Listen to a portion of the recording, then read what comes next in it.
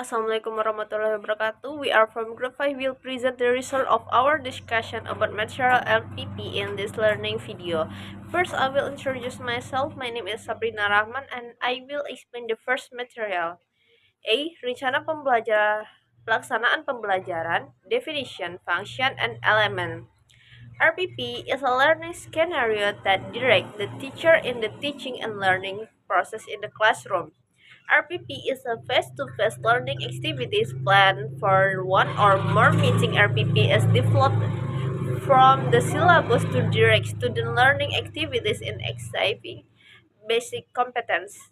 Then the RPP also has a very important role in the formation of successful learning because the RPP function as a teacher's guide in the teaching and learning process in the classroom. RPP serve as a reference for teacher to carry out teaching and learning activities so that they are more directed and run effectively and efficiently. In other words, lesson plans are referred to as a learning scenarios created by the teacher which are currently in accordance with the curriculum target and student need. Jadi RPP merupakan skenario pembelajaran yang mengarahkan guru dalam proses belajar mengajar di kelas. RPP adalah rencana kegiatan pembelajaran tatap muka satu kali atau lebih pertemuan. RPP dikembangkan dari silabus untuk mengarahkan kegiatan belajar siswa dalam mencapai kompetensi dasar. Kemudian RPP juga memiliki peran yang sangat penting dalam pembentukan keberhasilan pembelajaran. Karena RPP berfungsi sebagai pedoman guru dalam proses belajar mengajar di kelas. RPP berfungsi sebagai acuan bagi guru untuk melaksanakan kegiatan belajar mengajar agar lebih terarah dan berjalan efektif dan efisien. Dengan kata lain, RPP disebut sebagai skenario pembelajaran yang dibuat oleh guru yang saat ini sesuai dengan target kurikulum dan kebutuhan siswa. Okay, the next slide is some of the principles for preparing RPP include A. Individual differences in student, including initial abilities, intellectual level, talent potential, interest, motivation, learning, social abilities, emotion, and learning style, special needs, learning speed, culture, background, norm, value, and our student environment. B. Active participant of student. C. Centered on learners to encourage enthusiasm for learning, motivation, interest, creativity, initiative, inspiration, innovation, and independence. The development of a reading and writing culture designed to develop a love of reading, understanding various reading, and expression in written from orally. E. Providing feedback and following up on lesson plan prove the design as of a positive feedback program for enrichment and remedial reinforcement. F. Emphasis on the linkage and integration between KD, learning material, learning activities, indicator of assessment of competencies, assessment and learning resource, and walls learning experience. G. Accommodate integrated thematic learning, integration across learning subject, across subject of learning and culture diversity. H. Application of information and communication technology in integrated, systematic, and effective manner in accordance with the situation and condition. Jadi beberapa prinsip penyusunan RPP ada beberapa. Yang pertama yaitu A. Perbedaan individu pada siswa meliputi kemampuan awal, tingkat intelektual, potensi bakat, minat, motivasi belajar, kemampuan sosial, emosi, dan gaya belajar, kebutuhan khusus, kecepatan belajar, latar belakang budaya, norma, nilai, dan atau lingkungan siswa. B. Partisipasi aktif siswa. Yang C. Berpusat pada peserta didik untuk mendorong semangat belajar, motivasi minat, kreativitas, inisiatif, inspirasi, inovasi, dan kemandirian. D. Pengembangan budaya, baca dan tulis dirancang untuk mengembangkan kecintaan membaca, memahami berbagai bacaan dan ungkapan dalam bentuk tulisan secara lisan. Yang memberikan umpan balik dan menindaklanjuti RPP melalui rancangan program umpan balik positif untuk pengayaan dan penguatan. Penekanan pada keterkaitan dan keterpaduan antara materi pembelajaran KD dengan indikator kegiatan pembelajaran, pencapaian penilaian kompetensi, dan sumber belajar dalam satu kesatuan pengalaman belajar. Mengakomodasi pembelajaran tematik terpadu, integrasi lintas mata pelajaran lintas aspek pembelajaran dan keragaman budaya. Dan yang terakhir, penerapan teknologi informasi dan komunikasi secara terpadu, sistematis, dan efektif sesuai dengan situasi dan kondisi. Okay, the next material with me, Febri Anissa Putri. Elements in the RPP designs. A. Refers to the basic competencies and abilities that student must master. B. Using a variety of approaches that are appropriate to the material that provides life skill in accordance with everyday problems and environments. C. Using appropriate methods and media that bring students closer to direct experience. D. Assessment with a thorough and continuous testing system in based on a testing system developed in line with the development of the syllabus. The 12 components of the RPP. A. School identity, namely the name of the educational unit. B. Subject identify, ordem or subtem, class or semester, subject matter, allocation of time determined in accordance with the requirements for the achievement of KD. Learning objectives, formulates based on KD. Basic comparator and competency achievement indicator, learning material content facts, concept, principle, and procedure that are relevant and written in the form of points in accordance with the formulation of competency achievement indicator element dalam desain RPP. Mengacu pada kompetensi dasar dan kemampuan yang harus dikuasai siswa.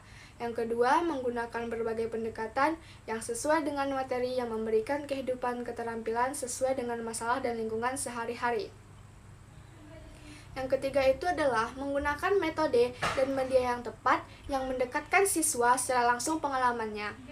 Yang keempat, penilaian dengan sistem pengujian yang menyeluruh dan berkesinambungan didasarkan pada suatu pengujian sistem yang dikembangkan sejalan dengan pengembangan silabus. 12 komponen RPP. Identitas sekolah yaitu nama satuan pendidikan. Yang kedua, identitas subjek atau tema atau subtema. Yang ketiga, kelas atau semester. Yang keempat, materi pelajaran, alokasi waktu yang ditentukan sesuai dengan kebutuhan untuk pencapaian kompetensi dasar. Tujuan pembelajaran dirumuskan berdasarkan kompetensi dasar. Next, indikator kompetensi dasar dan pencapaian kompetensi. Next, material pembelajaran memuat fakta, konsep, prinsip, dan prosedur yang relevan dan ditulis dalam bentuk poin-poin sesuai dengan rumusan indikator pencapaian kompetensi dasar. Okay, thank you. I. Learning methods are used by students to create a learning atmosphere and teaching learning process so that students achieve KD or kompetensi dasar. J. Learning media in the form of learning process aids to convey subject matter. K. Learning resources can be books in the form or printed and electronic media around nature or other relevant learning resources. L. Learning steps are carried out to the initial core and closing stage. M. Assessment of learning outcomes. Number 1. In the mandatory teacher preliminary activities. Point 1 is prepare students psychologically and physically to follow the learning process. The next one is to motivate students to learn contextually according to the benefits and application of teaching materials in everyday life. Next one is ask questions that relate previous knowledge to the material to be studied. The last one, explain the learning objectives or basic competencies to be achieved. And the last one is convey the scope of material and explanation of activity description according to the syllabus. Assalamualaikum warahmatullahi wabarakatuh. My name is Zahara Nelvia Salam.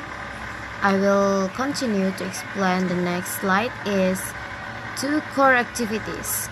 There are 5 steps in learning activities according to curriculum 13.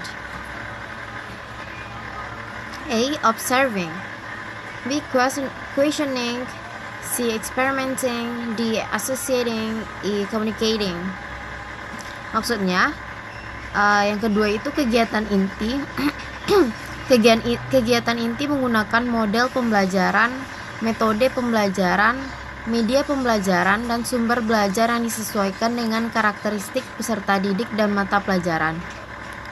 Pemilihan pendekatan tematik dan atau tematik terpadu atau scientific atau inquiry dan penyikapan atau discovery, dan pembelajaran yang menghasilkan karya berbasis pemecahan masalah atau project based learning disesuaikan dengan karakteristik kompetensi dan jenjang pendidikan. Jadi pada kurikulum 2013 ini, kegiatan pembelajaran difokuskan pada proses menemukan konsep atau teori oleh siswa melalui langkah-langkah ilmiah. Ada 5 langkah dalam kegiatan pembelajaran menurut kurikulum 2013. Yang pertama itu mengamati, observing, bertanya, questioning, atau menguji coba, atau mengumpulkan data, experimenting, menghubungkan data atau proses menganalisa data, itu associating, dan menyimpulkan yaitu communicating. Pada tahap observing, guru meminta siswa untuk mengamati objek dan dengan berbagai cara, yaitu dengan membaca, mendengar, atau melihat, dan kemudian guru dapat membantu siswa dalam proses pengamatan. Langkah keduanya itu questioning, yang mana pada tahap ini guru memfasilitasi siswa untuk bertanya, dan guru juga membantu siswa dalam proses bertanya terkait dengan objek yang diamati. Yang ketiga itu experimenting, yang dikenal dengan proses pengumpulan data terkait pertanyaan pada materi. Proses ini dilakukan dengan cara siswa membaca buku dan sumber lainnya atau melakukan interview. Langkah keempat yaitu associating, yakni menghubungkan data atau sumber yang telah ditemukan untuk menjawab pertanyaan sehingga menemukan jawaban atau konsep yang dituju. Langkah kelima ialah communicating, yakni menyampaikan hasil temuan dari pengamatan secara lisan. The next slide is 3 closing activities. A. In closing activities, the teacher and students, both individually and in groups, reflect to evaluate. B. The entire series of learning activities and the results obtained will subsequently jointly find direct or indirect benefits from the learning outcomes that have taken place. C. Provide feedback on the process and learning outcomes. D. Carry out follow-up activities in the form of assignment, both individual and group assessment. E. Inform the learning activity plan for the next meeting.